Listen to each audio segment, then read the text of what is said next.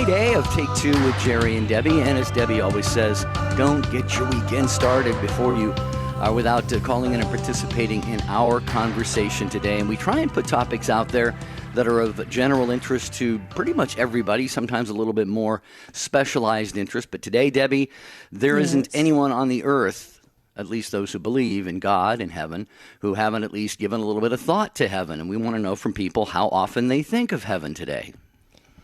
Let's face it, folks, we're all going to die. It's going to happen. Yep, that's true. We announced it right here. And it's true. And you know what? How much time do you spend thinking about heaven, contemplating the heaven and what it's going to be like? Okay, we are here for a reason and a purpose. Okay, let's face it. We're here for a reason. God didn't just say, hey, I'm just going to put Jerry Usher down there for no reason. I mean, there's a reason, right? Okay, and you have your purpose, you have your mission. And when you have lived it out and God calls you home, hopefully, heaven awaits you. And what does that look like? What does it feel like? What do you imagine about it? We want to talk about how often do you think about heaven? Now, it doesn't mean you have a death wish or anything like that. We're just simply saying that we don't think about the afterlife, I think, enough. And a lot of speakers right now on Catholic radio and television are talking about that. They're saying we don't contemplate it enough. So could you please weigh in on this and tell us what your thoughts are? Do you think about it? And how often? 833-288-3986. Well, we got an interesting email yesterday pointing to today's topic, and I want to read that. And it was from Joyce. And Debbie, she actually makes your point very, very beautifully. Like you said, thinking about heaven is not a death wish. In fact, she quotes St. Francis de Sales, who would imply by what he says that not thinking about heaven is like a death wish, okay?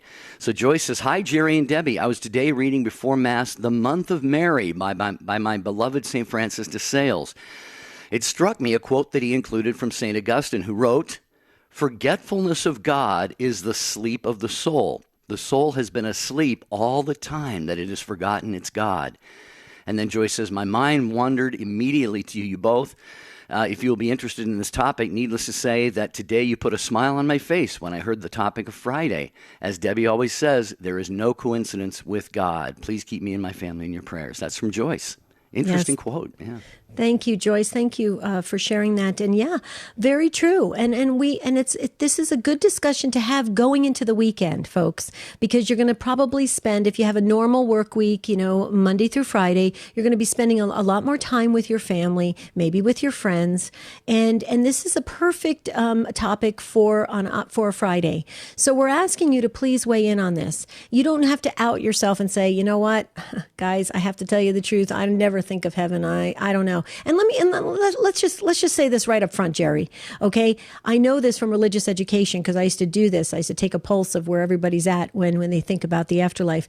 I can safely say this, I think, and tell me if you disagree with me. Most people, when you say think of heaven, you think of like everybody flying around in gray robes and just singing hymns and just flying around, playing right?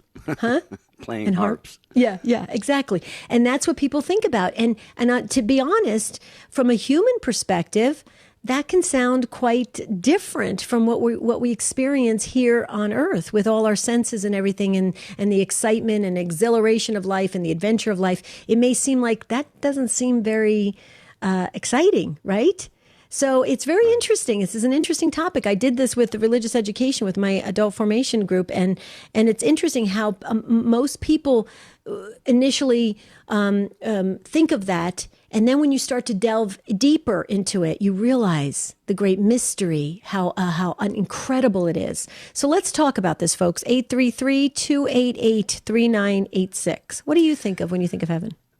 Well, you know what? It's funny. I think of God a lot, but I have to say I don't spend a lot of time thinking about kind of in detail what heaven is going to be like. I mean, Jesus says in John chapter 14, he says that you believe in God, believe also in me. My Father's house has many rooms. If it were not so, would I have told you that I'm going to prepare a place for you? But beyond that, I think St. Paul is the one who says, eye has not seen, ear has not heard, nor has it entered into the heart of man what God has prepared for those who love him. So it's this we have to just imagine, Debbie, that's so far greater, so much greater and far beyond our ability to comprehend here in this life. I completely not that we agree. shouldn't try, not that we shouldn't do it. I completely agree. And that's why I think people are so interested in near-death experiences, Jerry, because they want to get a glimpse of what it's like. And it's even with Marian apparitions, what are people very drawn to? Oh, did Mary show you purgatory? Did Mary show you heaven? Did Mary show you hell? People are very interested because it's the unknown. We don't know. And so all we know is here on this earth. And that's why we get consumed with this earth. And so it's very interesting. Please let's dive into this discussion. I know it could seem a little heavy, but it's a perfect topic to head into the weekend. And like Jerry said, and I always say, don't get started with your weekend yet. Help us out here. Call in. We got a couple open phone lines, and one of them has your name on it at 833-288-3986. Yeah, when you think of heaven, what it will be like, what comes to mind for you? Maybe it's taken the loss of a loved one, for you to get to start pondering these realities of heaven and what their existence might be like right now. How have you tended to think of heaven more frequently as you've gotten older?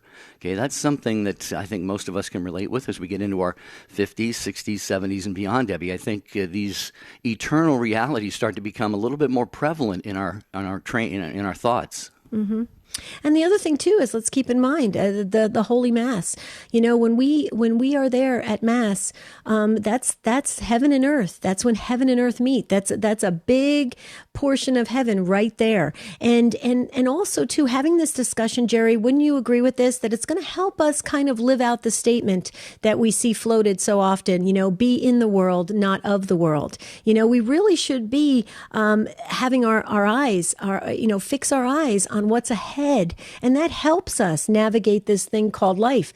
I think this is a great discussion, folks, and we really count on you to be the teachers here. So impart your wisdom, impart your life experience, anything that's going on with you and your minds or hearts about heaven. We want to hear it today. How often do you think of heaven? That's what we're talking about on Take Two with Jerry and Debbie.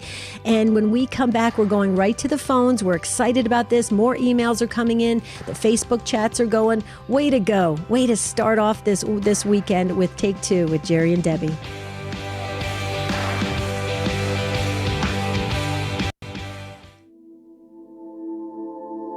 This is Father Spitzer from Father Spitzer's Universe. May the Lord of all love and consolation send His Holy Spirit down upon you in this season, so that you truly might follow Him as disciple, as apostle, and as saint in His service, in the name of the Father, and of the Son, and of the Holy Spirit. Amen. You know what? Life isn't fair. God isn't fair. Fairness would be if He let us go to hell because He made us for Himself, we rejected Him, and we got what we deserved. Fairness would be if there was no hope for heaven, no forgiveness. That would be fair. That would be just. Fairness in your life would be if someone offends you and you hold it over their heads for the rest of their lives and never forget it and never move on. Fairness would be when you judge people and you write them off based on a comment they made or who they voted for, because you got them entirely figured out. You pegged them. Fairness makes us miserable. The central image of our faith is a man dying on a cross who is completely innocent for your sins. The central image of our faith, thank God, isn't fairness, it's mercy. And that's who God is calling you to be merciful just as He is merciful. Send us a message at connect@reallifecatholic.com. This is Chris Stefanik from reallifecatholic.com on EWTN Radio.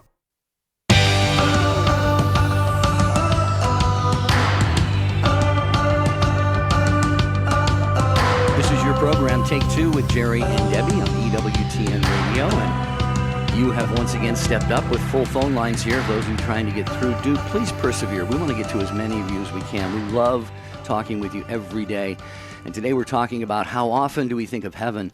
And Debbie, it would be if we didn't believe in heaven, if we didn't believe in God, if we didn't believe in the saints and the afterlife, there would be no reason to pray the Holy Rosary.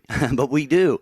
We get to pray what some people call the second most powerful prayer after the sacrifice of the Mass, right here on EWTN Radio, twice a day, 5:30 a.m. Eastern Time and 9:30 p.m. Eastern Time. So please grab your beads, maybe help you go to sleep at night, maybe help you get up in the morning, get your day started. 5:30 a.m., 9:30 p.m. It's the Rosary right here. Mm-hmm. Speaking about grabbing your beads, folks, please make sure you check out. We're not officially announcing it till Monday, but you can check it out. Tell us what you think of it, and just go over the whole site. Go to standtalltoday.com. Standtalltoday.com. It's pretty exciting. It's finally here, and we've got a lot to share next week and beyond. So lot for the Take Two family. Number to dial is 833-288-3986. That's the number to call. How often do you think of heaven? Let's go to Maureen. Maureen's in Denver, Colorado, listening on Catholic Radio Network. Hi, Maureen. Welcome. Hi, Debbie. Hi, Gary. How are you? Great. How are you? Thank you. I'm well, thank you. I'm going to try to repeat a beautiful homily that I heard, and I'm sorry I can't give credit to where I heard it. But, being in the music ministry, you hear a lot of homilies. This one shook my insides and my head, and I keep, it's just wonderful. You are wonderful, Debbie, Gary. You are wonderful. You are articulate. So I'm going to cut it short, and you can kind of elongate it. You're a baby in your mother's womb, okay? Picture that. Close your eyes. Okay. And Mom is so excited, and I can't wait until you meet Grandpa. Okay, the baby. Who's Grandpa? I can't wait until you meet your dad. You're going to be so proud, the baby. Who's Dad? I'm going to take you to Disney. Okay, what's Disney? In other words, they're floating happy, happy, happy, and their life is totally marvelous. And Mom is talking about things that they couldn't totally relate to. Mom is so excited to have them come into the world. Now turn that around to us and Jesus saying, I go before you to prepare a place. Okay, Jesus, where? Things are going to be different. Okay, how different? You're not going to be with your husband. It's just, you know where I'm going, Deb? Can you relate to what I'm trying? There absolutely. You go. Now, with your beautiful, articulate teaching manners, because I teach the kids too, but I got that Jersey twang, you can put it and you can elongate it and you can go on with it. Jesus wants us to trust. So even though you are a biblical scholar, which I am not, I kind of, as my priests tell me, I slaughter scripture, it just resonated with me how true that is. We want them to know what they're coming to our babies, but they have no clue. And it's the same. We are the baby in Jesus' womb when he's talking about heaven. So could I possibly create the mountain? Could I possibly go over and create Hawaii? Would I be able to make the animal? I couldn't. And so when I think about heaven, which is often, I mean really, really often, I get frustrated and I say, Lord, surprise me. So that's all I can say is, Lord, surprise me. But I'm glad you're getting my point because I really don't have that gift. But no, isn't you that do. Wonderful? Yes, absolutely. And Maureen, I have to tell you did quite well. I thought it was beautiful the way you explained it, and we entered into that. And so we created an image for us and a feeling for us, and I think you did it just perfectly. So keep sharing that. But Maureen and Jerry, let me just say just one thing about what Maureen was talking about. I talk a lot about my late uncle. He was a diocesan priest in New Jersey, and he was amazing. In fact, I always chuckle because he was a mentor to Father Benedict Rochelle. They were very close, very, very close, good friends. And anyway, my uncle people used to ask him all the time. His name was Sylvester. They called him Cy. So they'd say, Cy, what is heaven like? What is heaven like? And my uncle would say this all the time, and I believe it. And it wasn't to try and make people feel good. My uncle said, you know what? Take everything great that you could imagine and then go beyond that. And everybody goes, well, that's unbelievable. That's mind-blowing. And then he goes, go beyond that. Now go beyond that. Now go beyond that. And everybody said, Father, how do you know that? He goes, because I know, because I trust. And he was so strong about it. Nobody disagreed with him. Nobody. And I'll tell you what, Maureen, it goes to that point where when you said that key word, trust, if we would just please stop thinking in our small, limited way, the way we do, right? We think immediate gratification, this and that. Let's go beyond that. Let's get it to be, it's mind-blowing. And every time we think about it, it just makes us want to be better and better and strive for heaven. Not squeak into purgatory, certainly not go to the dark spot, okay? But definitely strive for heaven. What do you think, Maureen and Jerry? I think that's marvelous. And I'm thinking, as you're speaking, I spent 60 years as a cantor all through Jersey, 11 churches, and for Father Benedict. I wonder, do you have any copies of your uncle's homilies? It may have come from him. Well, interestingly enough, Maureen, if you want to, I think, do we have your email? Because have you emailed us? You've emailed us, right? Have you emailed us? Go email. Yes. Okay. Email me. I don't think I've spoken. Okay. Okay. Email us. Email me again at take2@EWTN.com, and I will happily forward you my uncle's shrine that he did, the Sanctuary of Mary, and I will happily forward you, and you maybe can connect everything from New Jersey, because he was very, very popular in New Jersey. So if you forward take2@EWTN.com. Yeah. Mm-hmm. Yeah, I had to have run into him. Thank you, Debbie. Thank you. And I'm glad that you understood it, because I have this tendency to, I'm dyslexic, so I put things upside down. It was beautiful, Maureen. I understood it too, and you both alluded to the word trust, which is exactly what came into my mind. When Jesus says there, Debbie, in John 14, I go and prepare a place for you. And he asked us to trust him. He asked us to trust him in that and so many other things as well. So, Maureen, definitely send Debbie an email. It'll come to both of us, and she will reply. That is take2@EWTN.com. Thanks, Maureen in Denver, for starting us off on this conversation. How often do you think of heaven? What are those thoughts like? Do you long for it? Do you kind of wish heaven could be like this world? What are your thoughts on this? 833-288-3986. Okay, next is Susanna in Florence, South Carolina, listening on 93.3 and a first-time caller. Hi, Susanna. Welcome to Take Two. Hi. Hello. Hi. Can you hear me all right? Very well. Okay. I've been reading a Lenten devotional called Memento Mori, and it encourages you to meditate on your death and to kind of shift your perspective and see how your daily actions affect your eternity. And so I've been thinking about heaven a lot more lately, and to me, it makes me long for it. And in my mind, there's a unity with God, and you see the saints, and you get to meet your guardian angel. But then you also, I would hope you would gain a bigger understanding of the universe and see more of the universe and creation, and maybe understand some of the things that happen in your life that you don't really get why something happened. And so I just I think of it as union and greater understanding and yeah. Wow. That is a great blessing that you found that resource, Susanna, and you are doing a very important spiritual practice, and that is taking time to meditate on death, to meditate on heaven. Again, it's not a morbid thing. Like Debbie said at the start of the show, it's not that we have a death wish. What we should have is a life wish. We want to have an eternal life wish to spend all of eternity with God. And Debbie and Susanna, we have many things to remind us here on this earth. We just had one, Ash Wednesday. What do we get? We get the ashes on the forehead. From dust you came, to dust you shall return.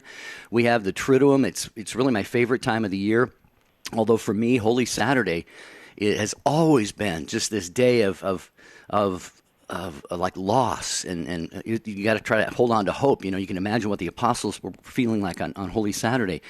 But also, Debbie, you know this too. Many of the monks over the centuries have had actual human skulls in their cells, and they will sit there and they will hold it and they will just look at it for hours at a time, meditating on the fact that they are going to die sometime. So it's That's a practice that we need to not go overboard on, but at least incorporate into our spiritual lives because, like you said at the beginning, Deb, we are going to die at some point.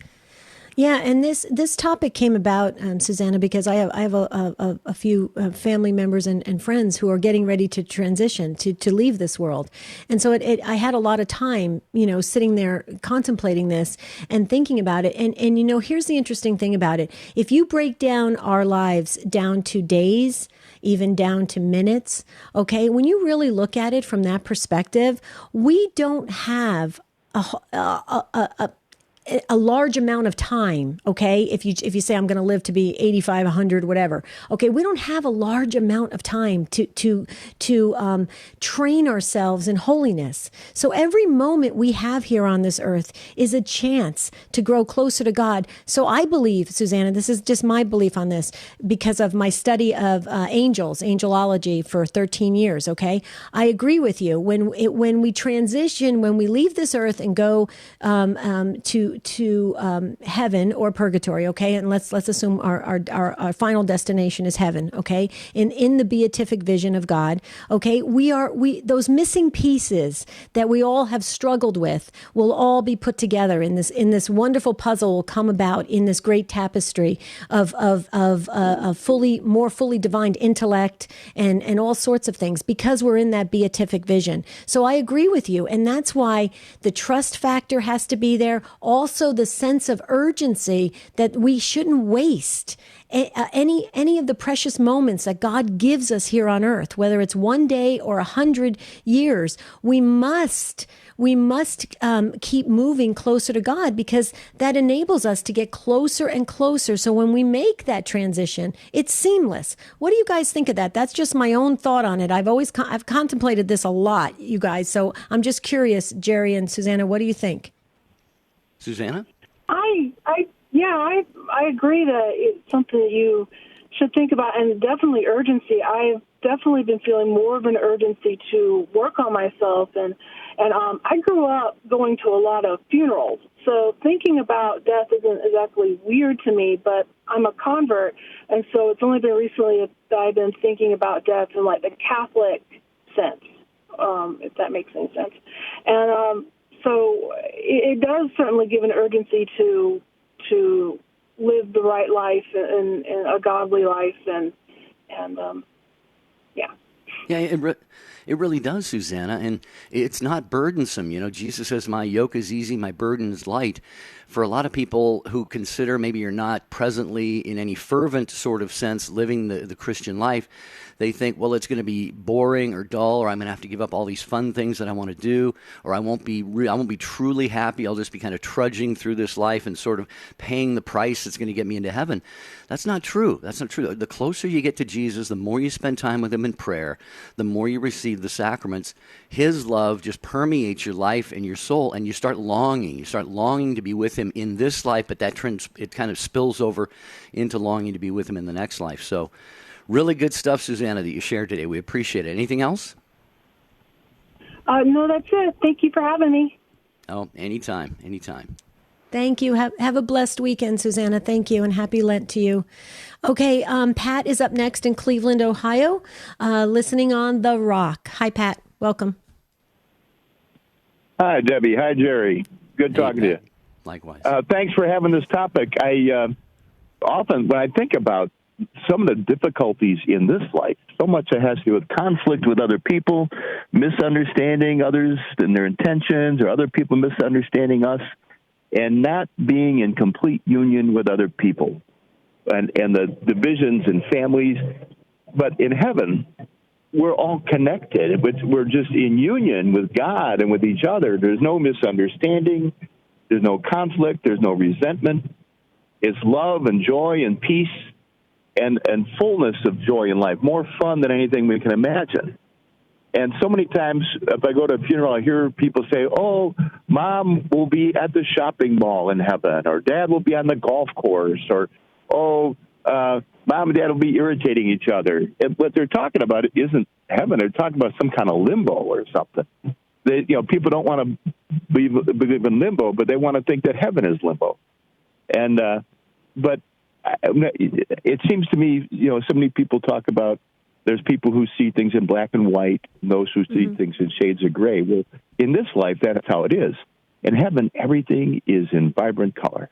Oh, absolutely. Pat, can you hold on?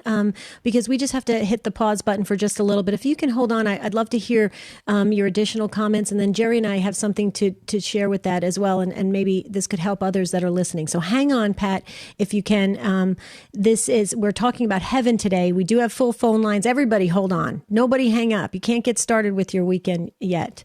Right, Jerry? Right.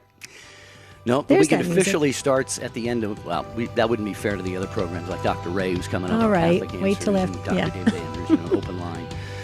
But it's great to have you with us any day, even on a Friday when many of us look forward to a weekend. It's Take Two with Jerry and Debbie talking about how often do you think of heaven and what comes to mind. Please join us with your take, your thoughts on this. The Venerable Fulton John Sheen. It is a self-evident principle that the Creator has endowed man with certain unalienable rights. The leading Catholic voices are on EWTN Radio.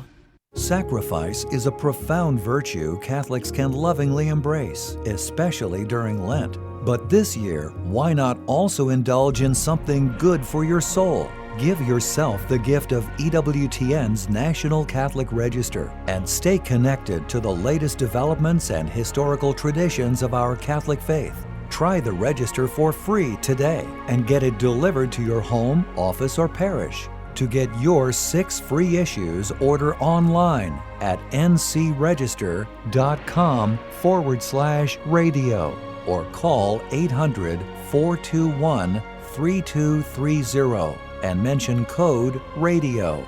The National Catholic Register. It's the one indulgence you won't ever want to give up. Order online today at ncregister.com/radio. The National Catholic Register. Read faithfully. I'm Jerry Usher. And I'm Debbie Georgiani. We want to tell you about the Inspired by Faith Book Club. Join us as we gather together and read a featured inspirational book each month and engage in meaningful discussions together. Want to participate? The details are simple and can be found at jerryanddebbie.com by clicking on the Book Club tab. Invite your friends and let's spend some quality time in fellowship with the Inspired by Faith Book Club at jerryanddebbie.com. Does the church have too many rules? Join me, Dr. David Anders, as we answer your questions right here on Called to Communion, Monday at 2 p.m. Eastern. Now, back to Take Two with Jerry and Debbie.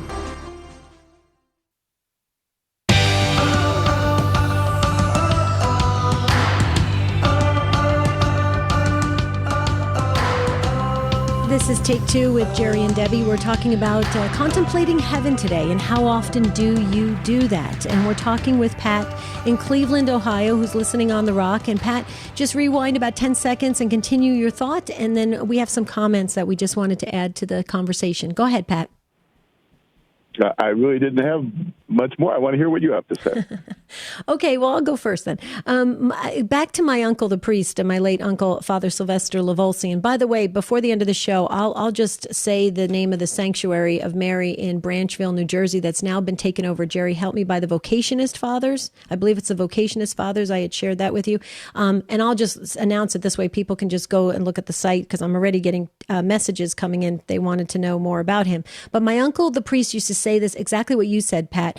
And he would say, you've got to go beyond that. It is not just gray robes floating around, with harps and chants and hymns. It is exciting and amazing and everything you could, beyond imagination. You have to go beyond that and then go beyond that and then go beyond that until your head feels like it's going to explode from thinking about it. That's how great heaven is. However, my uncle used to say this all the time, and you're right, Pat. He used to say, everything is going to make sense. There's not going to be the type of problems and tension between people. There's not going to be that everything's going to be in harmony and it's going to make sense. But he used to say this all the time. You must live out your purpose here on earth. You must do your best to finish this race here on earth. It's important because that sets the stage for the afterlife. And that's why, in my opinion, it's so sad and it breaks my heart when people fall to that deep despair and their mind just checks out and they can't handle it anymore and they think somehow they just got to get relief from the pain. And so they end their life before they have given that chance to really live out what their purpose needed to be here on earth.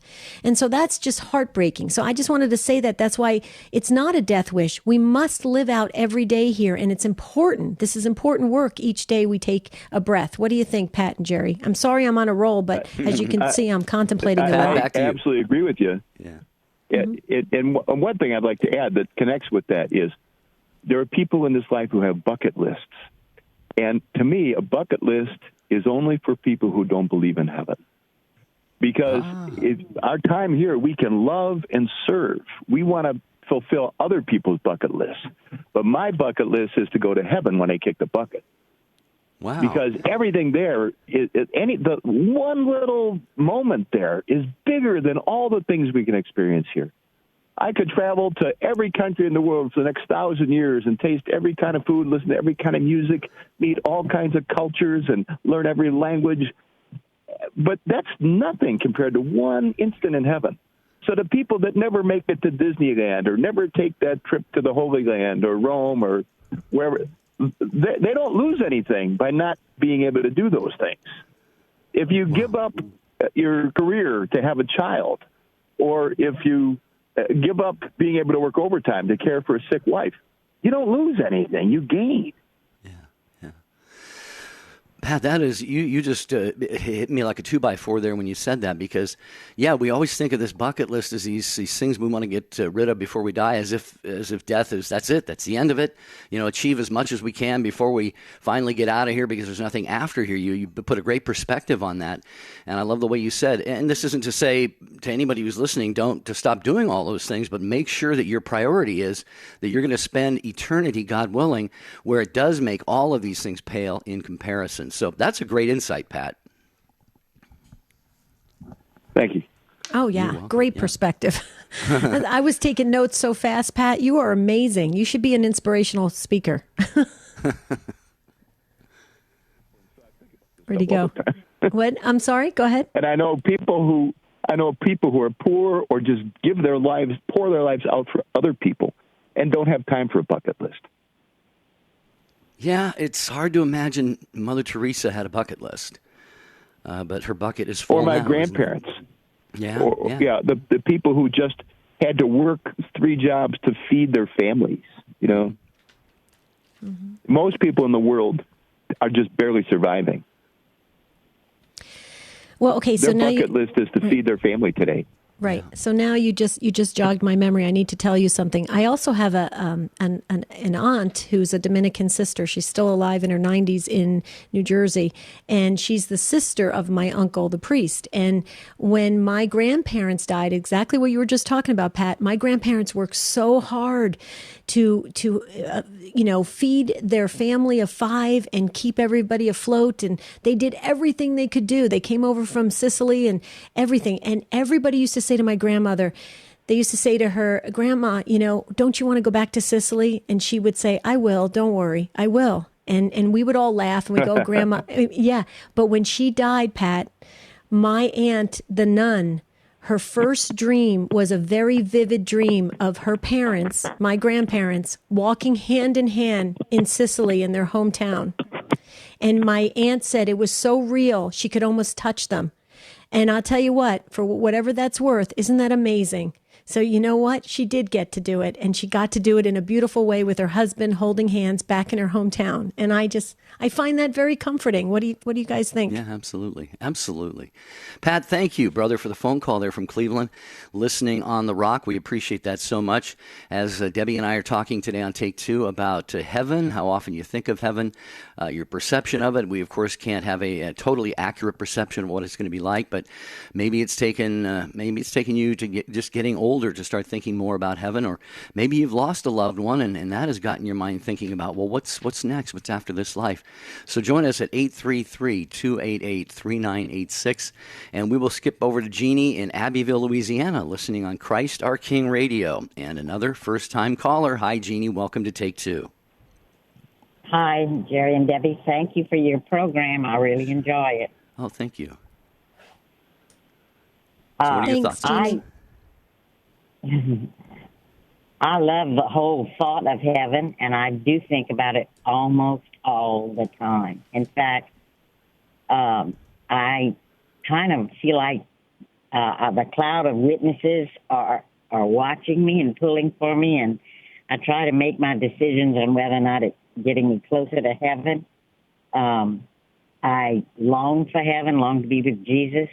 I've served him as a lay missionary, lived in or visited 57 countries. And heaven is got to be there for all the people, not just the hard workers in the Western world, but people who live to survive, like Pat said. I also agree with Father Sy that it's just beyond the beyond the beyond, and we are going to be so excited when we get there. And so I'm always ready to go. And I guess I wouldn't be ready to face a tragedy all of a sudden without grieving. But I think that those who are serving God or loving God are going to be so excited when we get to heaven. It's just going to be awesome. Mm-hmm. And beyond our imagining, and just being in the presence of the Lord and the saints.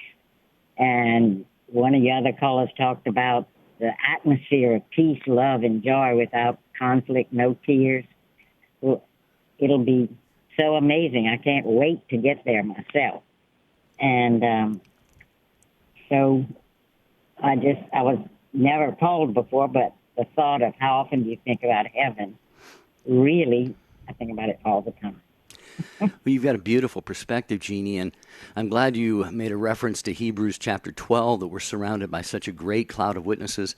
And it says, so throw off everything that hinders and the sin that so easily entangles, and let us run with perseverance the race marked out for us. It talks about not growing weary, not losing heart. And we do have the saints who have gone before us. They are cheering us on. When I think about that passage, I think of this huge multi-mega stadium filled with people, and we're all down on the track, running around the track, running the race, and they're just cheering us on. And that adrenaline that goes through you, like at a huge sporting event in a situation where the crowd is just going crazy. I just love that passage. Oh, yes, absolutely. And Jeannie, go ahead, Jeannie. Go ahead. I remember one of the things that inspired me, many things along the way in my life have inspired me to think a lot about heaven, but in the illustrated Imitation of Christ, I don't know if they even make that version anymore, but it was the picture of the cloud of witnesses and this earthly pilgrim going toward heaven, and the cloud of witnesses was just amazing in that illustration, like cheering you on, and that really inspired me. Beautiful. Jeannie, I just have to say, I'm loving everything that you're saying, and Jerry had commented as well. I just want to say, Jeannie, thank you so much for the work that you do to spread the gospel message. You've been doing it for a long time. It says on the screen here, 40 plus years. It's amazing. And I just want to say, more power to you. Keep it up. It's so beautiful when people devote their whole adult life to evangelizing and being Christ to others. I just want to say, you're one of my heroes, Jeannie. And I think it's awesome. Well, thank you. But in the people we finally meet, and often we meet people who already love Jesus, but they show us aspects of the Lord that we may not have even thought about, And so it's a two-way street because God is in them too. That's right. It is. It absolutely is. Jeannie, thank you. I echo what Debbie said. Thank you for all of your service and your good example for so many of us. Thanks for your contribution to the program. We appreciate that. I want to read an email. Michael is listening and just texted, or rather emailed us in. And Michael, you remind us of something very important in the discussion of heaven that we really, I don't think, have gotten into that much on this particular broadcast, although it's something that cannot be denied. And he says, hello, Debbie and Jerry. When it comes to thinking about heaven, I think that people spend too much time pondering this ethereal place. I think people forget that there is going to be a resurrection, and we are going to live in physical bodies on a new earth like Scripture tells us. Mm-hmm. It is a very Gnostic idea that there will be no physical anymore. Jesus himself has a physical body. And, of course, he's absolutely right. He says, just glorified bodies. Michael. Yeah, absolutely. Oh, yeah, that's all part of thinking beyond. I mean, how amazing is it to have that glorified body? It's pretty incredible. That's another reason to just contemplate. Yeah, absolutely. Wow, exciting. Okay, can we go to Todd, or you got something else to read? No, I was just going to add on to that, Sure. that I was going to ask people if they had any fears or trepidations, not so much about going to heaven, but about getting to heaven, because to get there we have to die and take a last breath on this earth. Mm-hmm. And as you and I, Debbie, have both seen a number of loved ones and friends take that last breath, and all of a sudden the life is out of them. That, to me, it doesn't cause me fear, but it just causes me to be real curious, like, what's it like when you take that last breath? Mm-hmm. And, the life is out of your body for the time until we are resurrected with our bodies. Mm-hmm. So that's something that I ponder once in a while. What is that going to be like? Right. Yeah. Well, that's why I go to the lives of the saints. If you look at the lives of the saints, and I would say, I would encourage everybody to read the story of Padre Pio, because when he was taking his last breath here on earth, Jerry, he was saying, Jesus, Mary, Jesus, Mary, Jesus, Mary. And I believe that he was seeing them. This is my personal belief. He was seeing them, and it was a smooth transition for him. I just believe it. And that can bring comfort if you feel that way. And so read the lives of the saints. It's very interesting. Let's hear what Todd has to say in Jackson. Is that Michigan? Jackson, Michigan. Right? Oh, okay. I'm sorry. I couldn't. Todd, I'm getting older. I can't see the screen. The font is so small. Good Shepherd Catholic Radio you're listening on. Hi, Todd. Welcome. Hi. Thanks, Jerry. Hi. Thanks, Debbie. This is my favorite topic, and I was so excited to be able to be on your show. I'll just give you two quick scenarios. So back in the late 80s, I'm a farmer. I was farming, and I looked up in the sky, and these two clouds were chasing each other, and they parted, and I saw two walls, 90 degrees, running away from each other with a big dome on top, 12 rows of blocks. It was white. It was beautiful. I stopped the tractor. I was crying, and I was thanking God. I really thought I was looking at the outside of some kind of physical heaven. And then 5 years ago, May 31st, 2015, I had a sudden cardiac death, and my wife heard my last breath. You were talking about breath a minute ago, and I was dead for 12 minutes. My son did CPR. They took me in. I was unconscious for 10 days. And all that time, they didn't know if I was going to live or die. And while I was dead, I got to be in a place. I didn't see the long, dark tunnel, but I was just in this beautiful, white, bright, warm place, and I could physically feel Christ's love for me. He knew the good, bad, and the ugly, and I just felt so good. I wanted to stay there. And then he apparently wasn't my time, and I got to visit my beloved grandfather, who I love dearly. He'd been dead for 20 years. And he asked me about my grandson, who was 5 years old at the time. Called him by his first name, Palmer, and I thought, wow, my grandpa's been dead for 20 years, and he asked me his first name. And I thought, maybe that was his guardian angel. Maybe he's checking up on him. But I just wanted to relay that, and I cannot wait. I speak many, many, many times a year on this particular, my story, and I love telling it and just love telling people that, yes, there's a place, and yes, it feels great. And I can't wait to go back. Well, Todd, that's an amazing story and a personal, really, gift to you, which is wonderful. And you're sharing it by telling your story. Todd, let me ask you a question. You at the beginning of the show, I had shared about my uncle, the priest, saying that it's so far beyond whatever, and then go beyond it and go beyond it and go beyond it. Yeah. Would you say that's true? It's so mind blowing. I would say it's absolutely true. Debbie, the fact that both of the brightnesses that I saw, and I read a book years ago, or a couple years ago, called Imagine Heaven by John Burke, and a lot of near-death experience stories, and they all talk about the white, bright light, brighter than the sun, but you can look at it, and it feels good. And to me, that light is the light of Christ. And the fact that he knew all about me, everything, and still loved me unconditionally was just more than my brain could almost handle. It was the most amazing feeling I've ever had in my life. And I just know that's some of the feeling I'm sure we're going to experience in heaven. It's great. Wow. Really what good. a great story. I get choked up. I get choked up every time I tell it. Oh, man, that's a beautiful emotion you're showing there, Todd. And my mind, as it often does, was drawn to Scripture again. And I think it's in Revelation, somewhere in Revelation, it talks about there will be no more night in the city, and they will have no need for the light or a lamp of the sun, for the Lord God will shine on them, and they will reign. That's the passage that comes to mind, Debbie, as Todd is talking about this bright light that just he felt the warmth and saw the brightness of it. Mm-hmm. Absolutely. And then to let God have you encounter those loved ones that you've missed, for 20 years, and they knew all about you and your children and everything. I mean, how amazing is that? I mean, Todd, way to go. Thank you for sharing your personal experience. I think it can help all of us to realize that we're here for a reason. Obviously in your personal case, God said to you, Todd, you got more stuff to do here on earth. Your mission and your purpose is not complete yet. So go back and be in on this earth. And I think that's to help others. And so way to go sharing it. And I got choked up when you were sharing your story because I could feel it as well. And it's a beautiful feeling. And it just makes you want to run the race harder here and stronger here so that we can get to that beautiful place. Thank you, Todd. Thank you, Todd. Appreciate the call. Time for a few more of you here on Take Two with Jerry and Debbie on a Friday, as we talk about how often you think of God and where does your mind go and what do you think about when you think of heaven. 833-288-3986. And Mary is next in line in Boston, listening on the Station of the Cross. Hello, Mary. This is Take Two with Jerry and Debbie, and you're on the air. Hi, I'm so delighted to talk to you. I listen to you all the time and love it. Oh, thank you. Thank you, Mary. During the 90s, I was very active in the pro-life scene. I'm so much older now. I'm in my 80s. But at that time, I thought about a lot of ideas that were spiritual and had to do with the whole pro-life scene. And one of them was, what is heaven like?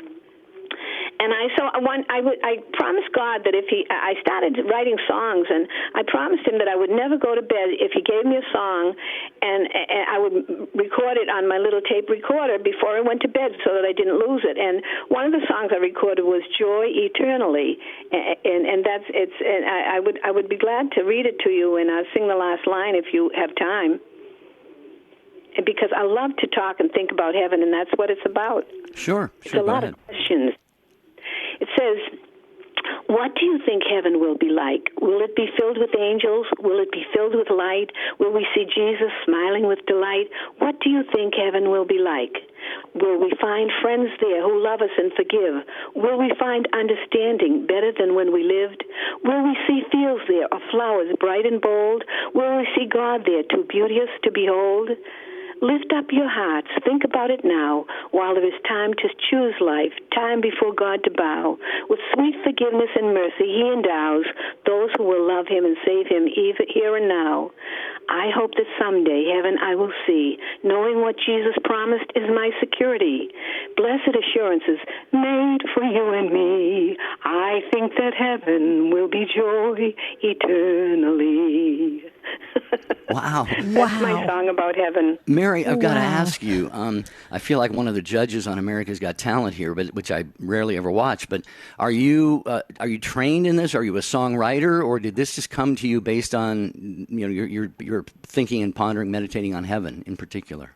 Well, I took piano lessons when I was a kid and never learned to play very well, but singing has been part of my life all my life. I've done a lot of singing at churches and different things, but the songwriting, it just came when I was in the pro-life work. We were outside the abortion mills, and I wrote my first song, and I promised God, I said, if you want to give me songs, I will not go to bed without recording them.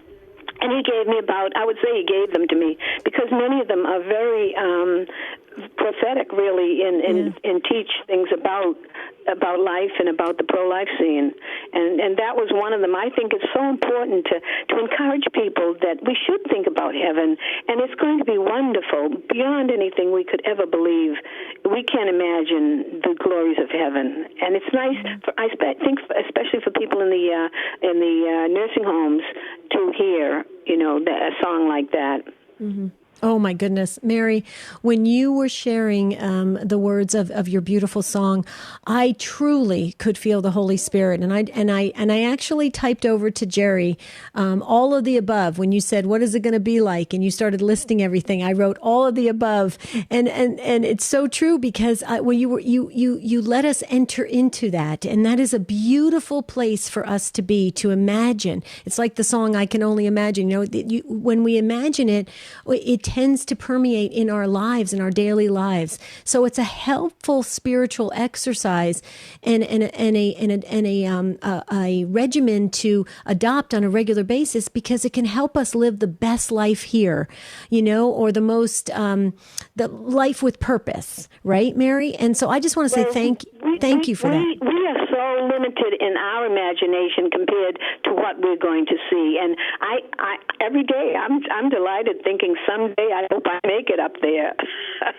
Yeah. I'm trying, and I'm 86 now. Well, wow! It sounds like you've made some good friends there, Mary, and you think very highly of them, and I know God thinks highly of you as well, and so do we, Mary. Thank you for being a part of our program today on Take Two with Jerry and Debbie. We appreciate that.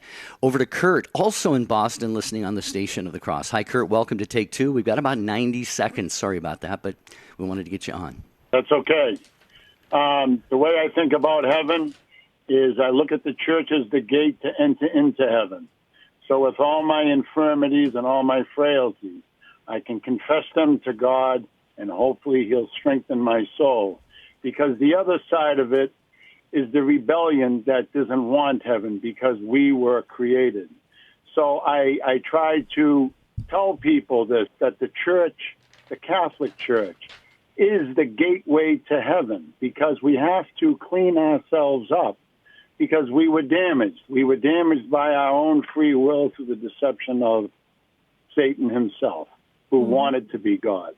So we have to look at it in that light. And it is a battle. And like when one of my brothers died, he died a baptized Christian, but he was Protestant. But anyway, I got him a priest.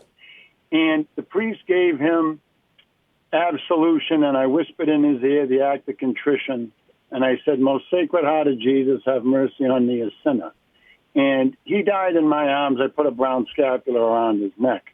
But when I came into the church, of course, I had a heart attack, and a lot of people died. My other brother died 3 days after confession. He was burned alive.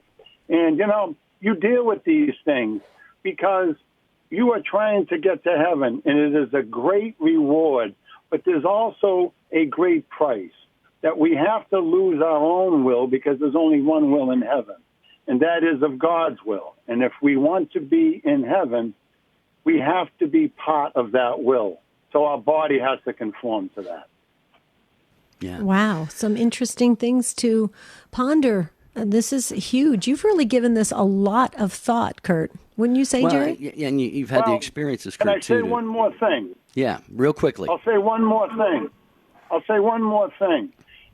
I think a scourging of Christ, there should be a picture in every church that says, "Look what sin has caused me, and look what it looks like to the Father in heaven."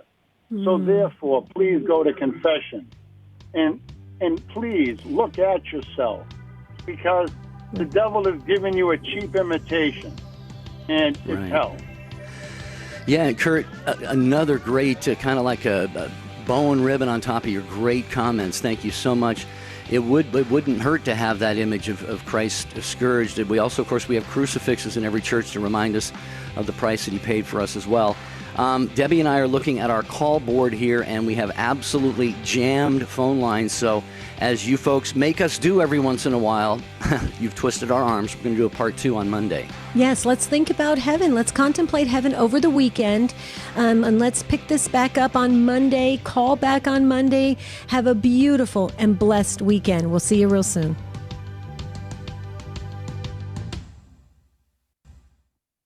Dr. Ray Guarendi avoiding all known forms of psychobabble. The doctor is in next on the EWTN Global Catholic Radio Network. Listeners to Catholic radio, I think, benefit most, at least initially, from what I call remedial catechesis. What Catholic radio does is it becomes an echo chamber for the teaching authority of the Catholic Church. And what we're doing is teaching many things which have been neglected over the last 40, 50 years. If you listen to Catholic radio, you know what the Catholic Church teaches. Al Cresta thinks Catholic radio is important. So should you. EWTN. Live truth. Live Catholic. Welcome to Spirit of Stewardship. Jeremy Belsky is your host for real-life stories, encouragement, and ideas to enhance your own gifts of work, wealth, and wisdom in response to God's blessings for you. I'm Jeremy Belsky, and today's topic is From Selfish to Unselfish, Sharing Time with Others.